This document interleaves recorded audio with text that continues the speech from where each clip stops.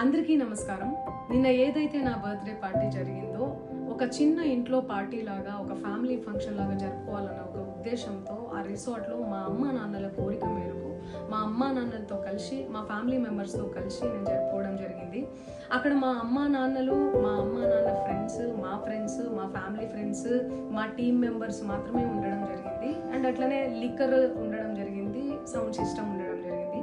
So sound సిస్టమ్కి, లిక్కర్కి permission తీసుకోవాలని చెప్పి నాకు అస్సలు అవగాహన లేదు, ఐడియా కూడా లేదు. అది అనుకోకుండా సడన్గా ప్లాన్ చేసుకొని వెళ్ళిపోవడం జరిగింది అక్కడ. సో అందుకు నాకు అవగాహన లేదు, లేకుంటే నేను డెఫినెట్లీ తీసుకునేదాన్ని. నాకు అసలు గైడెన్సీయే లేదు.